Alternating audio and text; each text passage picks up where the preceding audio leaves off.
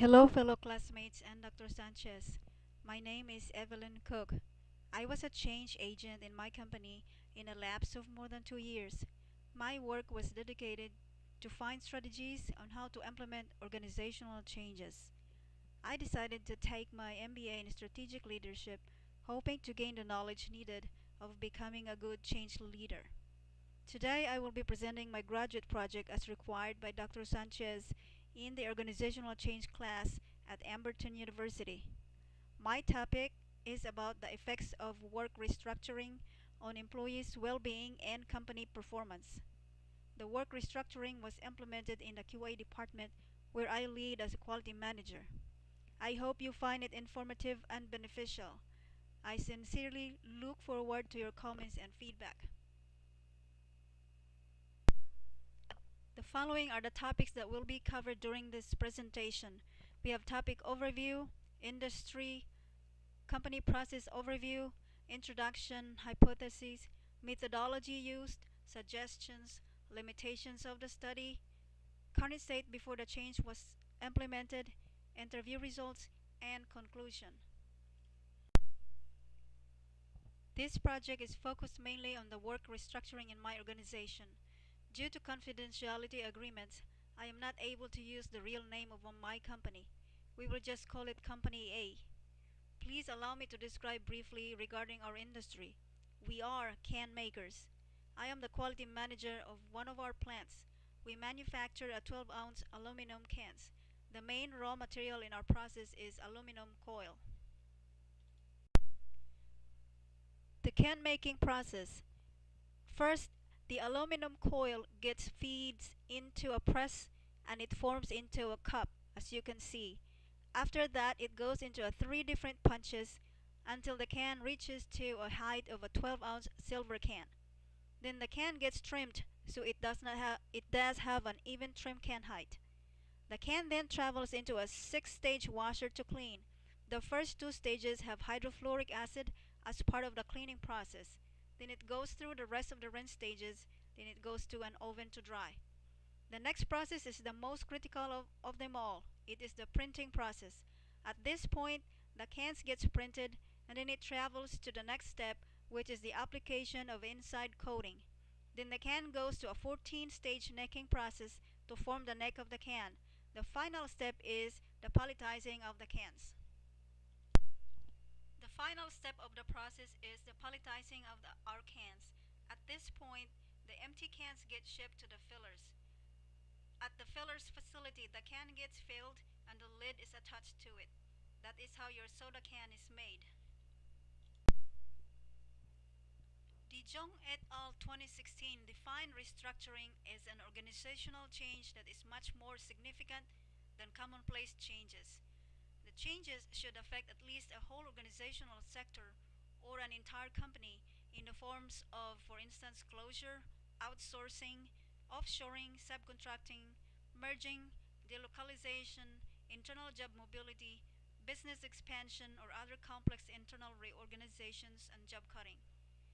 In organizational context, well-being is a broad concept that encompasses not only psychological and physical, but also includes job-related experiences, for example, job satisfaction and job attachment. It also encompasses satisfaction with pay or coworkers. In Company A, stringent analysis was conducted to ensure that the work restructuring will be able to help respond to external pressures as well as reduce the stress to the affected team members.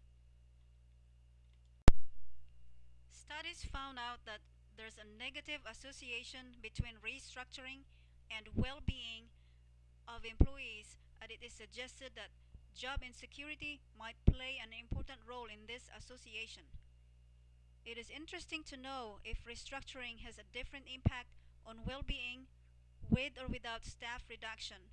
De Jong et al. 2016 conducted a study to find out the cause and effect of restructuring with or without staff reduction.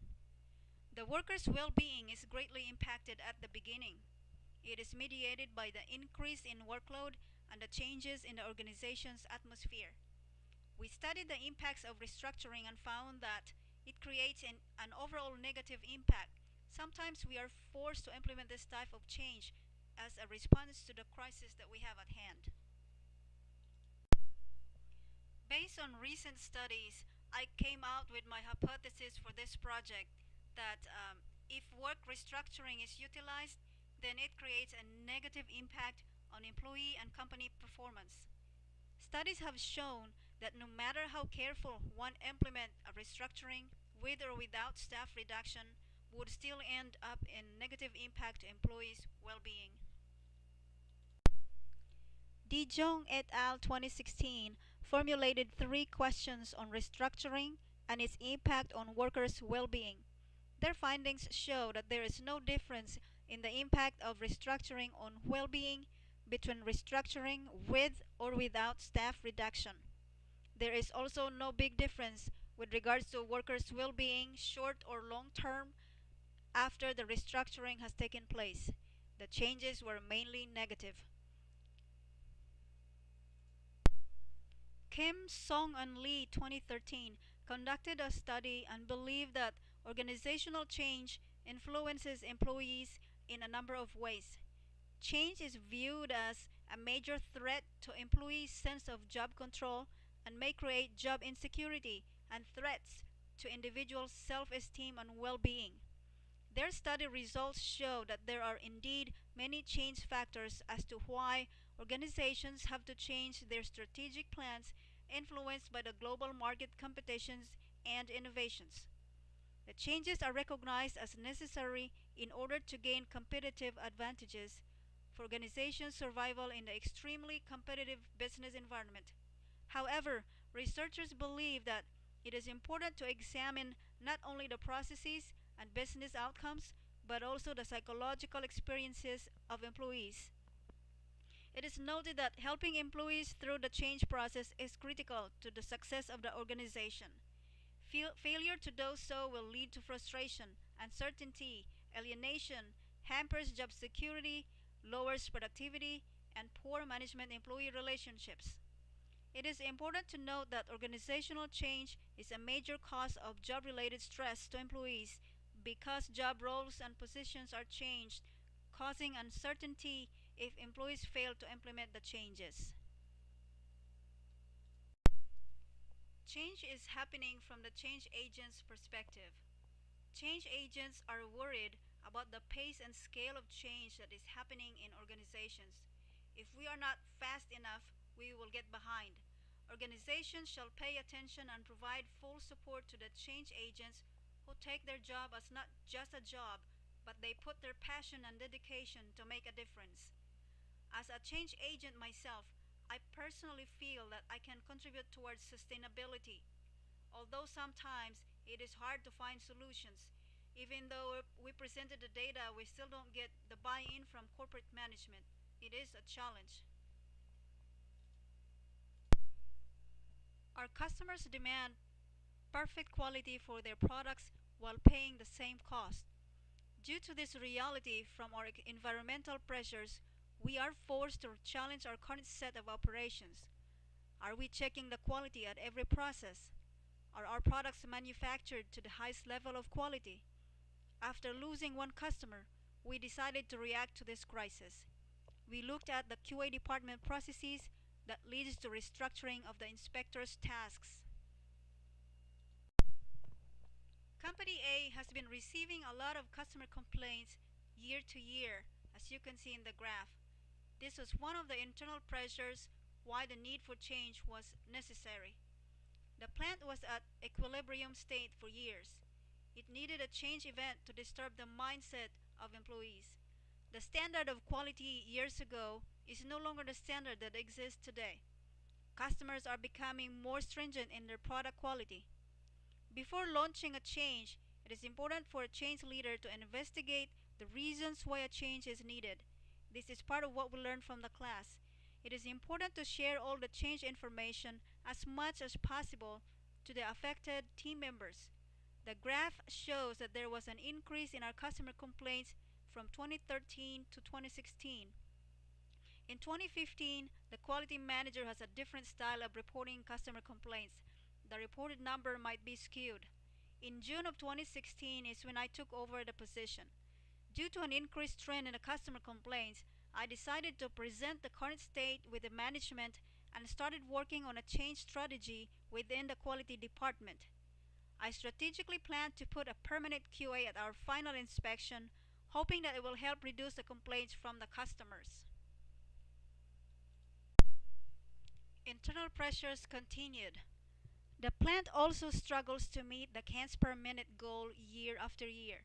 In 2016, that is when we implemented the work restructuring that eliminates the downtime at the palletizer. This was part of the baseline data that was presented to the management as far as why there was a need for change. Also, we presented the current state performance to all affected team members. We clearly communicated to them the need for our change. The employees understood and they embraced the change. More than 95% of organizational changes are evolutionary, based on what Burke 2018 explained in the textbook. Burke explained that revolutionary change involves a very strong resistance among affected team members. That is why most organizations prefer to use evolutionary change. Like most organization change in Japan, for example, this is referred to as Kaizen, meaning the change for the better or continuous improvement. For example, changing the way a product is checked before it gets shipped to the customer, like what we implemented in my plant. Another example is acquiring new equipment to automate some of our process checks. These examples illustrate evolutionary changes. This type of change is a good strategy in overcoming inertia and equilibrium in an organization. Cotter 2012 recommends the 8-step process in implementing change. The two important things he mentioned are creating a sense of urgency and having the right vision. In the plant where I work, we try to inculcate our people the importance of having the sense of urgency. Our vision is clear: safety first, then make cans with the best quality. The change we tried to implement was tough in order to make it happen. The team members did not embrace the idea. Team members were saying, that will not work. It was too much workload for them. The uncertainty resulted in employee resistance to change. According to John Joss 2013, there are many factors why people will not change their attitudes and behaviors when it comes to change. First, vested interest. People who are financially dependent on oil and gas industry, for instance, will be more resistant to acknowledging and doing something about climate change compared to those who are not. Peer pressure. People who live in communities that are highly skeptical to climate change will be more resistant than those who do not. Unattractive. People are far more likely to be convinced by sources who are perceived as credible, trustworthy, powerful, attractive, expert, and similar to themselves. Managers' knowledge and skills are essential for a successful implementation of change. Managers who have the responsibility to coordinate a change must have the ability to choose and then use the appropriate method for each employee in direct correlation with the reasons underlying its opposition. In my organization, we use the training and communication as well as participation and involvement of the affected team members. We also facilitated and supported them during and after the change was implemented. Actions to mitigate or eliminate resistance to change continued. Employee involvement is a process of empowering employees to participate in the process of managerial decision making and improvement activities appropriate to their levels in the organization, because at the end of the day, the only thing that differentiates one organization from another is people. Any change process needs highly engaged employees in order to be successful, and the greatest way to obtain a genuine commitment from people is to involve them in the process from the beginning. Even if the ideas are not theirs, the designing, planning, and assessing of all the goals and activities will automatically pull them into the stream of things, making them feel like they are part of the puzzle. Types of change. In my organization, we have implemented three different types of changes. We have a program where an employee can come up with a process that has the opportunity to be improved in the context of safety, quality, and productivity. That program we call it KYT program.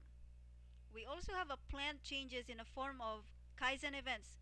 As a change agent, we look at different areas in the context of performance and we prioritize our Kaizen events from the bottleneck process areas. We also have a program for green belt and black belt projects. That's what we call under the system level of the type of change. Models in implementing change. BARC 2018 showed the Burke-Litwin model for implementing change. This model is better than the Weisbord 6-box model. When one wants to do a deeper diagnosis, the 6-box are simply not sufficient. Therefore, I prefer to use the Burke-Litwin model. It served as a good tool. It includes the pressure from the external environment, like the customer demands in my company. It also includes the different links and there's a feedback loop. One way to improve is to listen what our customers are saying when it comes to our product. This serves as our foundation to implement more interventions for our customer complaint issues. In order to improve buy-in as part of communicating the change, the authors recommended an improved communication strategy. They recommend actions such as involving staff at all levels in key business issues and enabling them to share their views, demonstrating how employees contribute to the organization's success and recognizing their needs and priorities.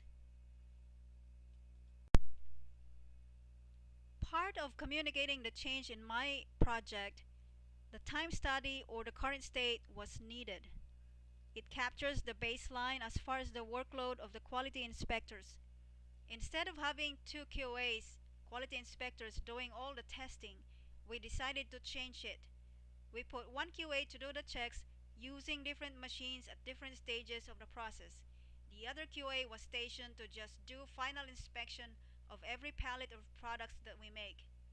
While communicating the needed change, affected team members share their concerns. As expected, we have seen a lot of resistance and that the change was not feasible. Affected team members worry that they won't have enough time to do all the checks. We then decided to conduct a time study to see if the change is feasible or not. After conducting the time study, we found that in order for one quality inspector to do all the checks, that inspector needs 12 hours and 40 minutes. Results of our time study shows that it requires 12 hours and 40 minutes to complete all the checks by just using one QA to do all the checks. The work time available is only 12 hours. We needed an automatic equipment to do the metal exposure checks that if it's done manually, it will take 101 minutes to do it. Purchasing a new automatic equipment was needed, and we presented our case and the corporate approved our request. Overall, the check time to do all the checks went down from 12 hours and 40 minutes to 10 hours and 30 minutes after we purchased that new equipment. Methodology used. I used an interview as part of my collecting the information for this project. I've asked 10 respondents. The interview included some open-ended questions. It gives the respondents the ability to provide personal perspectives regarding what they think about the effects of job restructuring. Respondents include hourly employees such as QA inspectors, printer operators, and palletizer operators. Actions to sustain change. According to BARC 2018, one way to sustain the gains after a change took place is a good succession planning program. Easter and Brooks 2017 highlights the importance of succession planning. Succession planning is critical and cannot be understated. It provides a roadmap to manage turnover. Having a good succession planning will allow organizations to stay stable in the event that an employee leaves. The authors mention that most organizations put succession planning at the back burner. In the 21st century's workplace, succession planning needs to be a priority. The authors mention that organizations that is going through a transition without succession planning experience a 29 to 32% drop in business within 3 years after a transition took place. In communicating change, the book Our Iceberg is Melting by John Carter reminds me of how important communicating change is. One has to present the current state with the use of data and facts instead of just saying our iceberg is melting, for instance. Doing this will allow team members to understand the needed change. It is more likely that we can get the team members buy in. One will not think that we are crazy, like the other penguins think about Fred when Fred said that their iceberg is melting. The other penguins thought that the iceberg is there forever and that it will never melt. It is critical to coach team members that the way we operate a decade ago might not work today. We need to have an open mind. Actions to sustain change continued. According to Borg 2018, another way to sustain the gains after a change took place is to keep finding opportunities for improvement. Lillis and Macaulay 2015 conducted a study about skills needed in sustaining change, and they found the four key change skills. Leadership skills is important throughout the change. Political skills is important in the early stages of the change. Managerial skills, least influential at the start. Individual employee skills is needed as soon as the organizational change takes place. Interview results show that 7 out of 10, 70% of the respondents felt that they're stressed when they heard about the change. Only 30% show that the restructuring was good so they can be more efficient on their tasks. The stress were due to the following reasons. They believe that potentially more workload to them. They're scared of being laid off. They're scared of being potentially will have enough resources like equipment. Suggestions. Work restructuring is a complex and multifaceted phenomenon. More research on this topic is needed. Further studies need to be specific, one variable at a time. For instance, one study might be just to focus on the positive impacts contributed by the work restructuring change. Limitations of the studies. This research is conducted only to my current co-workers in one plant. All of them are hourly employees. It did not include respondents from the corporate level. The interviews did not include a wide scope of other variables like age, origin, and gender. Conclusion. Work restructuring creates a negative impact to employee well-being, but over time, the well-being improves. Therefore, their productivity improves as well. Restructuring is directly impacting both employee well-being and company performance. Work restructuring showed a positive result in our plant. Our customer complaint is trending down. Our cans per minute is improving, even though it still shows below goal. Thank you for listening to my presentation. I hope everyone is having a good day.